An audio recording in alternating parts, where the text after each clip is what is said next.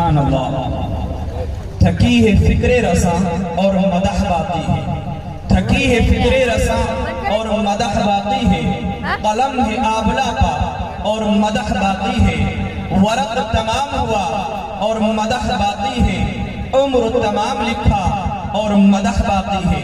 کسی شاعر نے کہا وہ شہنشاہ کونو مکان ہے، سارا عالم ہے ان کا سوالی، ان کی روئے منور سے شاید چاندنی بھی چرا لی۔ آئیے حضرات اس جلسے کے ایک اہم کڑی نمونے اسلاف، محدث دوران، فقیہ زمان حضرت اقدس مولانا کفیل اشرف صاحب ازہری لکھنوی دامت برکاتہم العالیہ، جہاں ان کے اندر خدا ترسی، علمی گہرائی، زہد و پارسائی، خدا ترسی اور خشیت الہی ہے، وہیں دوسری طرف جعفر طیار کی انکشاف حق کی صلاحیت، ایمان باطل کو مخمار کرنے والے خالد بن ولید جیسا تدبر بھی موجود ہے، جن کا کلام اہل حق کے لیے سرمایہ حیات اور پیام زندگی ہے، جن کی تقریر سننے کے بعد دل جذبہ عقیدت سے معمور، آنکھیں نشے الفت سے مخمور اور لب اظہار محبت سے معمور ہو جاتی ہیں۔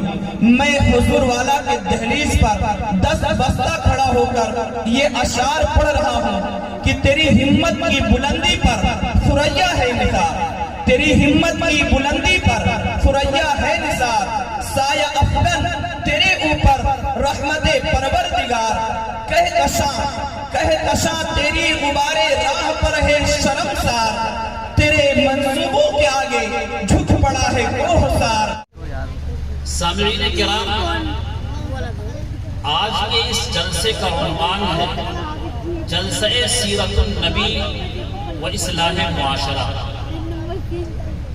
میں مناسب سمجھتا ہوں کہ جو مجھے 10-15 منٹ کا وقت ملا ہے، اس مختصر سے وقت میں آپ حضرات کے سامنے معاشرے کے تعلق سے کچھ بات کروں۔ ہمیں معلوم ہونا چاہیے کہ معاشرہ نام ہے آپس میں مل جل کر رہنے کا۔ معاشرہ انسانوں کا ہوتا ہے، جانوروں کا نہیں۔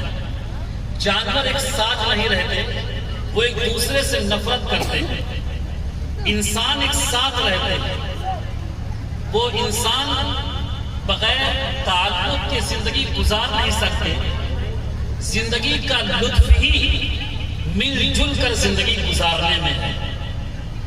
لیکن بہترین معاشرہ وہ ہے جس میں نیکیوں کا بول بالا ہو، جس میں عمل اور عقیدے کی پختگی ہو، جس میں اتحاد و اتفاق ہو، جس میں ایثار و قربانی ہو، جس میں ہمدردی و غمگساری ہو، جرأت و بے باکی ہو، امانت و دیانت ہو، امن و امان ہو، خوف خدا ہو۔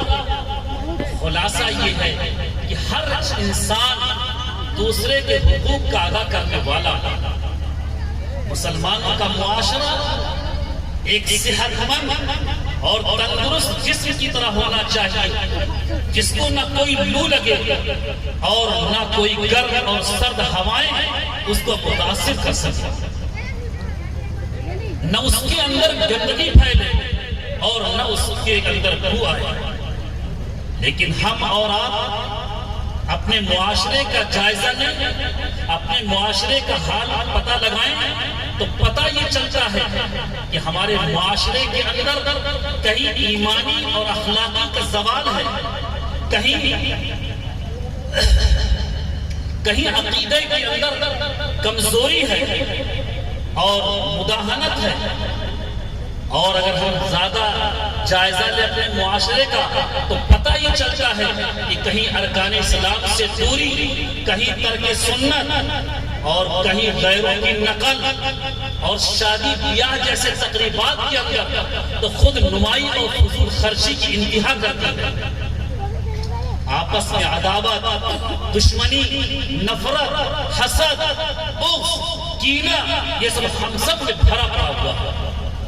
دوسری طرف اگر ہم جائزہ لے کر کے دیکھیں تو پتہ یہ چلتا ہے کہ کہیں رشوت کی کالا بازاری، کہیں بے محابہ سودی لین دین، بے حجابی اور بے پردگی، کہیں بے حیائی اور بے شرمی، کہیں آپسی اختلاف و انتشار، اپنوں کی جڑ کھودنا اور دوسروں کو اپنے سروں پر بٹھانا، یہ ہمارا شیوا بن چکا ہے۔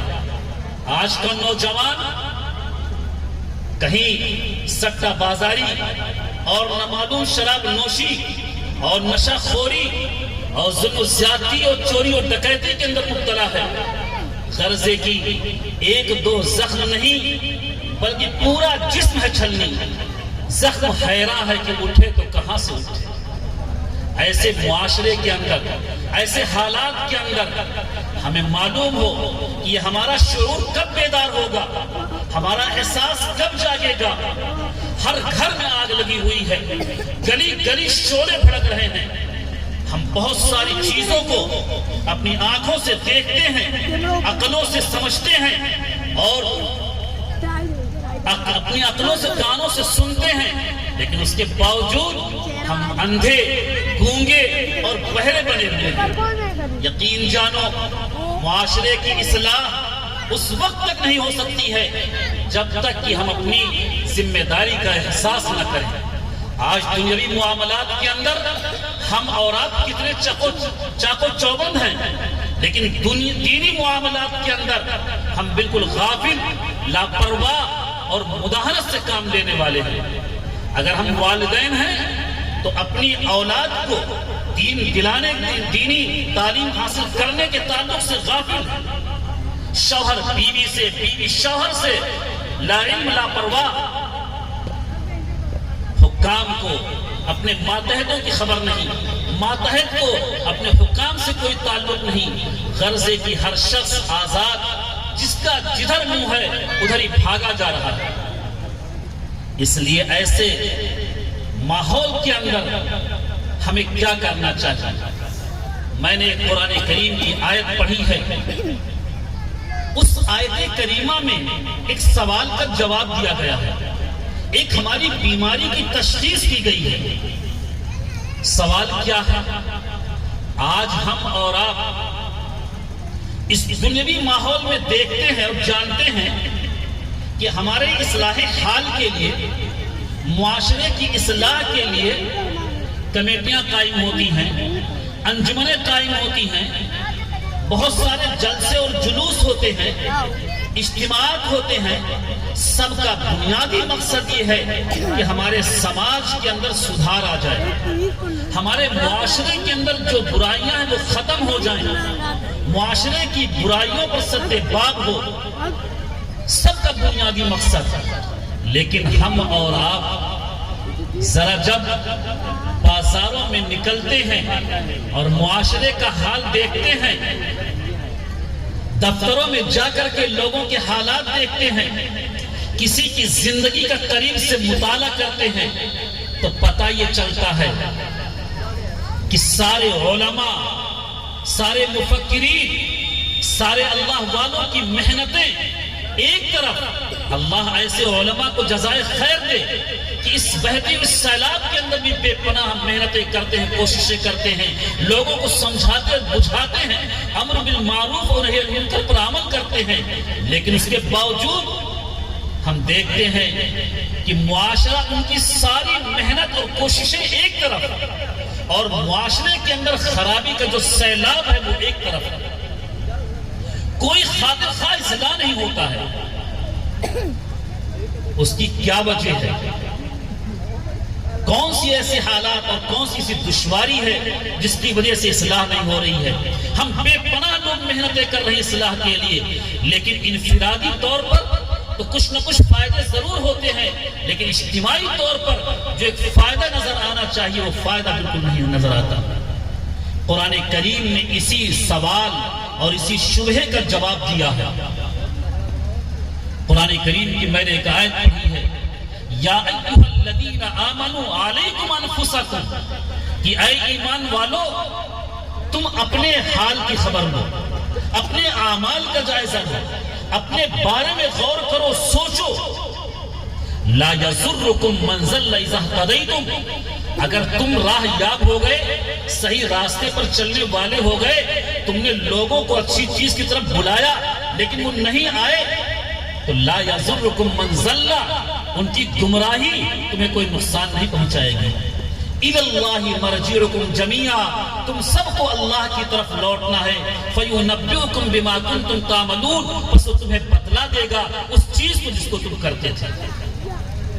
خلاصہ یہ ہے اس پیغام کا، اس آیت کریمہ کا، کہ جب آج ہم کمیٹیاں بناتے ہیں، آج ہم معاشرے کی اصلاح کے لیے انجمنیں قائم کرتے ہیں، تو ہم جب اصلاح کا جھنڈا لے کر کے نکلتے ہیں تو ہمارا مشن یہ ہوتا ہے کہ ہم اصلاح دوسروں سے آغاز کرنا چاہتے ہیں۔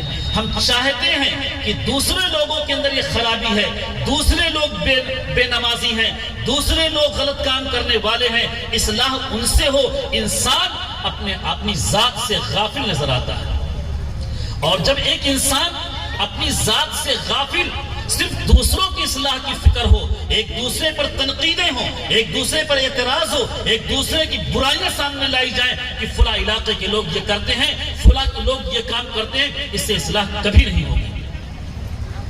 اللہ کے نبی نے فرمایا، من ہلک الناس فَوَأَهْلُكُهُمْ، جس شخص نے کہا کہ لوگ ہلاک ہو گئے، لوگ برباد ہو گئے، لوگ غلط چیزوں کی طرف چلے گئے، فَوَأَهْلُكُهُمْ، ان میں سے سب سے زیادہ خود ہلاک ہو گیا۔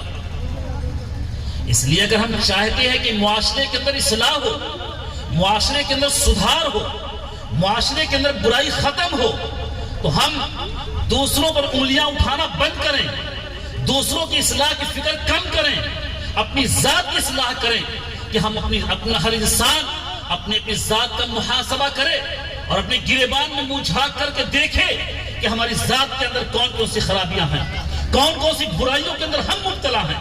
ہم نماز پڑھتے ہیں کہ نہیں پڑھتے ہیں، قرآن کریم کی تلاوت کرتے ہیں کہ نہیں کرتے ہیں، ہمارے اخلاق کیسے ہیں، ہمارے معاملات کیسے ہیں، ہمارا رہن سہن کیسا ہے، ہمارے اندر کوئی رسم و رواج ہے کہ نہیں ہے، کس چیزوں کے اندر مبتلا ہے۔ ہر انسان اپنے گریبان میں جھانک کر کے اپنا محاسبہ کرے، تب اصلاح ہوگی۔ ہر انسان اگر اپنا محاسبہ کر لے اور غلط کاموں کو ترک کرنے کا ارادہ کر لے تو یقین جانو اس سے خود بخود انسان سدھر جائے گا، اور جب انسان ایک سدھرا تو معاشرہ نام ہے چند لوگوں کے مل جل کر رہنے کا، چراغ سے چراغ جلتا ہے۔ ہم کتنی اچھی باتیں کہہ لیں لیکن اگر ہمارے عمل میں وہ باتیں نہیں ہیں کوئی اثر نہیں کرنے والا ہے۔ اس لیے ہم اور آپ غور کریں، فکر کریں، اپنی ذات کا محاسبہ کریں۔ ہم اپنے آپ کو مسلمان کہتے ہیں، مسلمان کسے کہتے ہیں؟ اللہ کے نبی نے فرمایا، المسلم من سلم المسلمون من لسانی ویدی، مسلمان وہ شخص ہے جس سے دوسرے مسلمان اس کی زبان اور اس کے ہاتھ سے محفوظ ہو۔ ہم اپنے آپ کو مومن کہتے ہیں، والمومن من امنہ الناس علی دمائہم واموالہم، مومن وہ شخص ہے جس سے لوگ اپنی جانوں اور اپنے مالوں کو محفوظ سمجھیں۔ ہمیں تو اس طریقے سے رہنا چاہیے جس طریقے سے اللہ کے نبی نے فرمایا کہ خیر الناس من ينفع الناس، تو میں سب سے بہتر وہ شخص ہے جو لوگوں کے لیے مفید اور نافع ہو۔ آج ہم لوگوں کے لیے نقصان دہ ثابت ہو رہے ہیں، ایک دوسروں کے لیے ہم ان کی جڑیں کاٹنے کے لیے تیار ہیں، دوسروں کی عزت لوٹنے کے لیے تیار ہیں۔ اللہ کے نبی کہتے ہیں خیر الناس من ينفع الناس، سب سے بہتر تم میں وہ شخص ہے جو سب سے زیادہ مفید اور نافع ہو۔ ہم اگر جنت میں جانے کے طلبگار ہیں تو اللہ کے نبی فرماتے ہیں، حضرت ابو دردہ رضی اللہ تعالیٰ عنہ کی روایت ہے، اللہ کے نبی کے فرماتے ہیں، اعبدوا الرحمن واطعموا الطعام وافشوا السلام تدخلوا الجنت بالسلام، یہ تین کام کر لو سلامتی کے ساتھ جنت میں چلے جاؤ۔ اعبدوا الرحمن، رحمان کی عبادت کرو، اللہ کو ہم خالق اور مالک سمجھیں، اللہ کو رازق سمجھیں، اسی کو معبود و مسجود سمجھیں، اپنی پوری توانائی، اپنی پوری قوت، اپنی پوری صلاحیت اللہ کی عبادت میں صرف کر دیں، اسی پر ہماری نظر ہو کہ وَتُعِزُّ مَن تَشَاءُ وَتُذِلُّ مَن تَشَاءُ، وہی عزت و ذلت دینے کا مالک ہے، يَبْسُطُ الرِّزْقَ لِمَن يَشَاءُ وَيَقْدِرُ، وہ جس کا چاہتا ہے روزی تنگ کرتا ہے اور کشادہ کر دیتا ہے۔ ہم رحمان کی عبادت کریں. دوسرا کام وَأَطْعِمُوا الطَّعَامَ، اور ہم دوسروں کو، غریبوں کو، محتاجوں کو کھانا کھلائیں. وَأَفْشُوا السَّلَامَ، اور سلام کا رواج دیں. ہم چلتے پھرتے لوگوں کو سلام کریں. چھوٹا بڑے کو سلام کرے، بڑا چھوٹے کو سلام کرے، استاد شاگرد کو سلام کرے، شاگرد استاد کو سلام کرے، باپ بیٹے کو سلام کرے، بیٹا باپ کو سلام کرے. تدخل الجنت بسلام، سلامتی کے ساتھ، امن و امان کے ساتھ جنت میں داخل ہو جاؤ. سامعین کرام، ہم اور آپ ضرورت ہے، اگر چاہتے ہیں جنت میں داخل ہونا تو ان تین کاموں کو کریں. اللہ اس لیے عقل مندی یہی ہے کہ ہم اس دنیا کے اندر اچھے کام کریں اور آنے بانے والی زندگی کے بارے میں سوچتے رہیں. ہم اور آپ اپنے آپ کو بڑے عقل مند کہتے ہیں. اللہ کے نبی کہتے ہیں عقل مند کون ہے؟ القیس من دان نفسہ وعمل لما بعد الموت. عقل مند وہ شخص ہے جو اپنی زندگی کا جائزہ لیتا رہے، اپنے رات و دن کے اعمال کا، اپنی حرکتوں کا محاسبہ کرتا رہے. وعمل لما بعد الموت، اور مرنے کے بعد آنے والی زندگی کے لیے تیاری کرتا رہے، عمل کرتا رہے.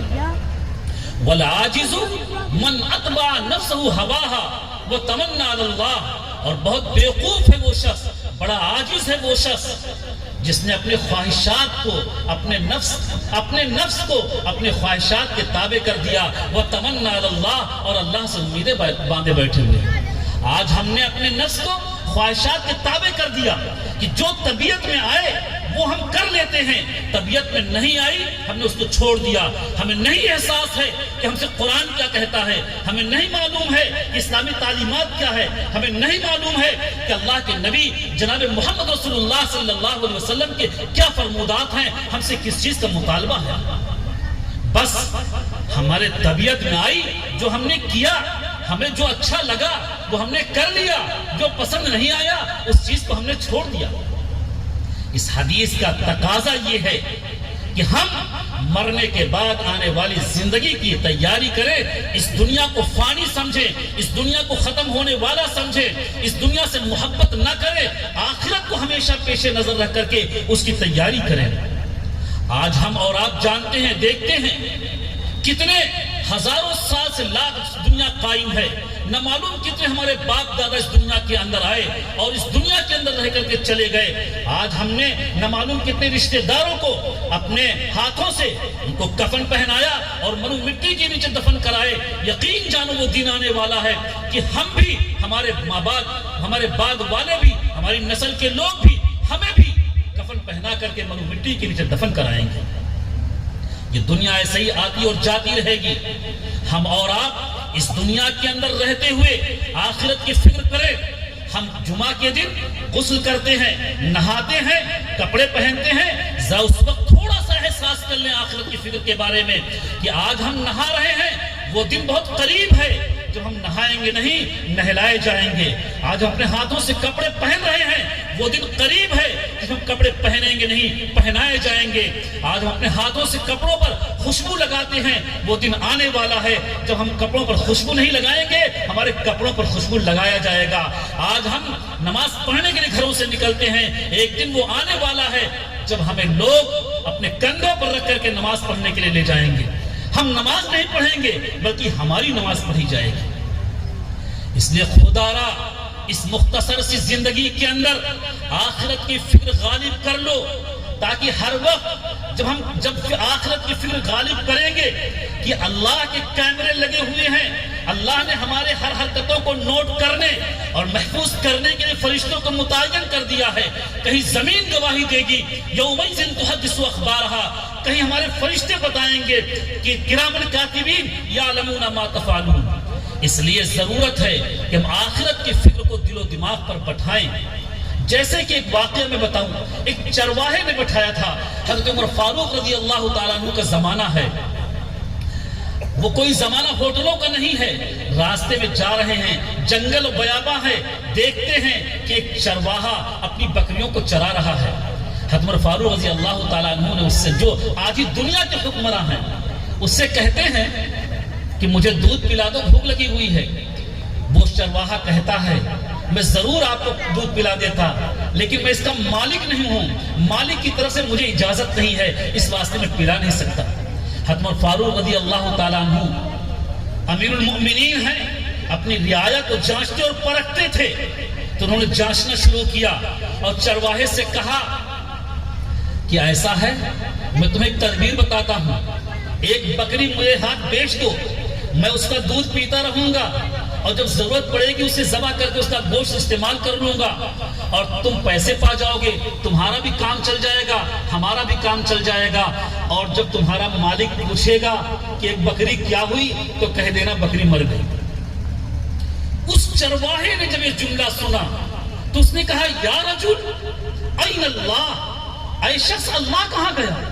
ٹھیک ہے میرا مالک نہیں دیکھ رہا ہے لیکن اللہ تو دیکھ رہا ہے۔ حضرت عمر فاروق رضی اللہ تعالیٰ عنہ صرف اس کو جانچ رہے تھے، کہا تم جیسے لوگ جب تک اس دنیا کے اندر رہیں گے دنیا کے اندر امن و امان رہے گا۔ اس لیے خدا را ہم اور آپ اپنی زندگی کو قیمتی بنائیں۔ یہ دنیا کے اندر جو ہم بھیجے گئے ہیں بہت مختصر وقت کے لیے بھیجے گئے ہیں، 60 سالہ 70 سالہ 80 سالے کے لیے بھیجے گئے ہیں، اور ہم مست ہیں، وقت کو ضائع کر رہے ہیں، قیمتی اوقات کو۔ کہیں ہم پریشان ہیں، ہم مست ہیں کہ ابھی ہم بچے ہیں، کوئی کہتا ابھی ہم جوان ہیں، کوئی کہتا ہم مضبوط ہیں، ابھی دنیا کمانے کا وقت ہے، بلڈنگ بنانے کا وقت ہے، شہرت حاصل کرنے کا وقت ہے۔ یقین جانو یہ ہماری بہت بڑی غفلت اور لاپرواہی ہے۔ یہی چیزیں ہیں جس کی وجہ سے ہم اور آپ احکام الہیہ پر، اللہ کے نبی کی سنتوں پر کوتاہی کر رہے ہیں، لاپرواہی کر رہے ہیں، اور نتیجہ یہ ہوتا ہے کہ ہم اچھے اعمال سے غافل ہو کر کے ایک دن آتا ہے کہ موت کا فرشتہ ہمیں اللہ کے دربار میں حاضر کر دیتا ہے۔ اس لیے ہم اور آپ اس دنیا میں بھیجے گئے ہیں اللہ کی عبادت کے لیے، اللہ کو راضی کرنے کے لیے۔ آخرت جو ہمارا دائمی اور اصلی گھر ہے اس کی تیاری کے لیے، تاکہ جب اللہ کا فرشتہ ہمیں آئے لے جانے، اللہ کی طرف سے بلاوا آئے تو ہم راضی بریزہ ہو کر کے خوشی خوشی اللہ کے دربار میں حاضر ہو جائیں، تاکہ ہمیں کوئی پریشانی نہ ہو۔ میں ایک واقعہ بتا کر کے اپنی بات ختم کرنا چاہتا ہوں۔ حضرت امام غزالی رحمۃ اللہ علیہ کا ایک واقعہ کتابوں میں مذکور ہے۔ امام غزالی رحمۃ اللہ علیہ بڑے اللہ کے ولی اور نیک بندے تھے۔ ایک مرتبہ وہ اپنے دوست کے یہاں گئے تو دیکھا کہ دوست آواز لگا رہا ہے، کہہ رہا ہے کہ میرا اچھا ڈھال، میری اچھی تلوار، میرے اچھے کپڑے، میرے اچھے جوڑے، میری اچھی سواری کہاں ہے؟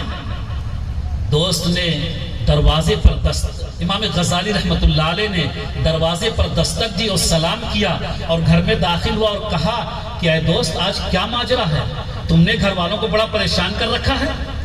اس شخص نے کہا اے دوست مسئلہ صرف اتنا ہے کہ آج بادشاہ کی طرف سے بلاوا آیا ہے، تو میں چاہتا ہوں کہ بڑی جب بادشاہ کے دربار میں پہنچوں تو ایک شان و شوکت کے ساتھ پہنچوں، ایک روب و دبدبے کے ساتھ پہنچوں، تاکہ میری ایک حیثیت اور ایک میرا وقار ہو۔